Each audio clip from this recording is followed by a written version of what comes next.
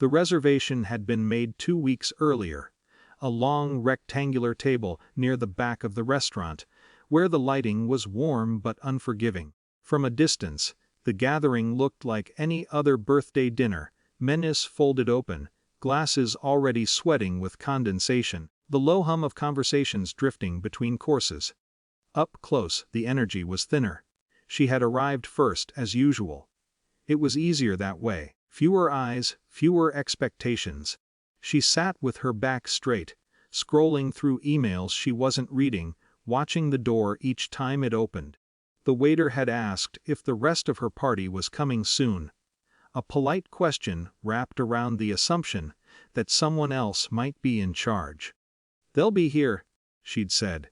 By the time everyone settled into their seats, the table filled with familiar choreography. Her sister talking quickly about work, her aunt commenting on traffic, her father leaning back with the comfortable authority of someone who believed the evening arranged itself around him. She had chosen the place carefully. Neutral territory, good reviews, quiet enough for conversation, expensive enough to signal effort without feeling extravagant. She'd memorized the total cost days earlier, the number resting calmly in her mind like a private calculation. No one asked about the bill. The first half of the dinner passed in the soft rhythm of family gatherings, stories already told, laughter arriving on cue, the subtle negotiations of attention. She smiled when expected, nodded at the appropriate moments, letting the noise wash over her without fully entering it. Her birthday had never felt like hers. It happened between bites of dessert, the remark sliding into the air with the ease of habit. Her father didn't raise his voice. He didn't need to.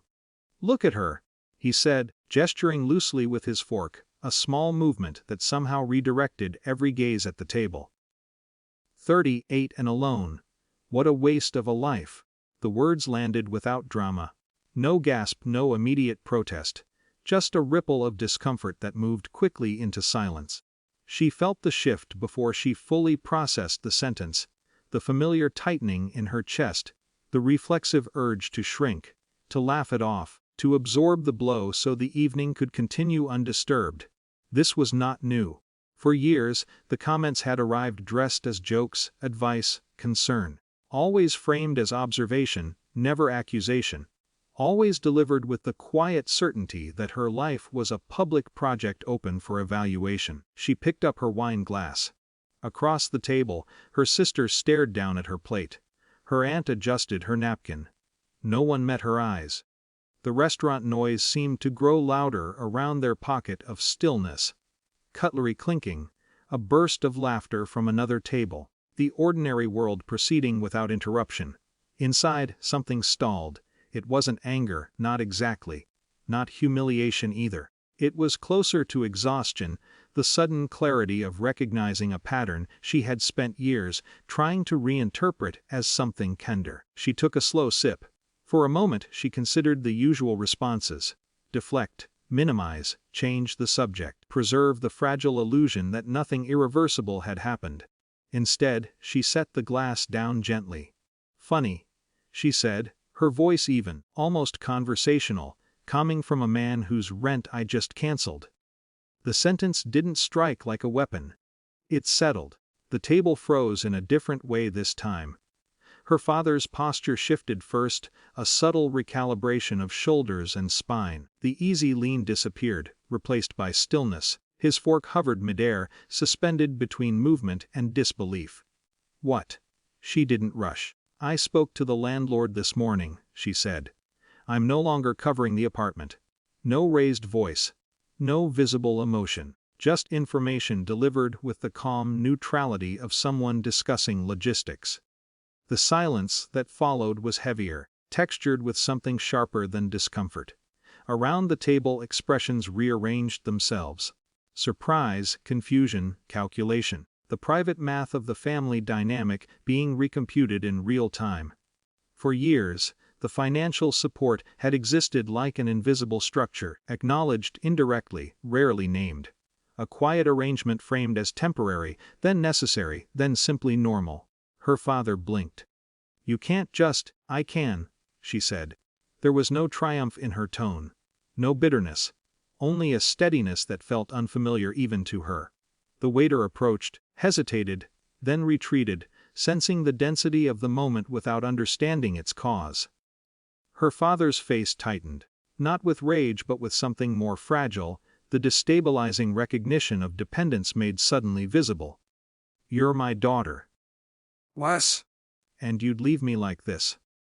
The question hung between accusation and disbelief.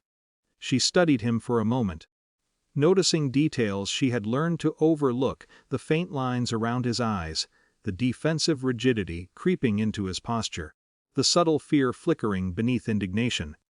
"I'm not leaving you," she said. "I'm leaving this." No one spoke. The restaurant continued breathing around them, oblivious. She became aware of her own heartbeat, surprisingly calm.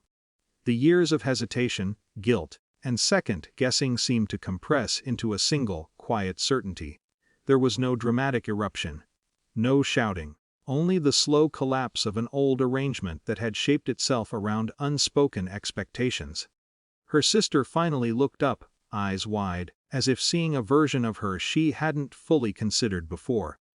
Her father leaned back again, but the movement lacked its earlier ease. Authority, once assumed, now felt negotiated. The rest of the dinner dissolved into fragmented conversation, voices careful, laughter absent. The insult lingered, but so did the consequence. When the bill arrived, the waiter placed it instinctively near her.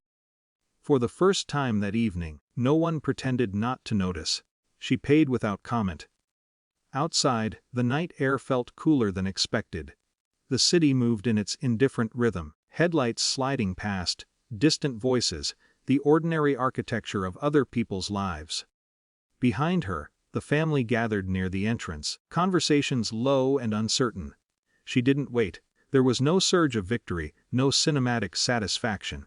Only a quiet, unfamiliar lightness, the absence of a weight she had carried so long it had begun to feel like part of her body.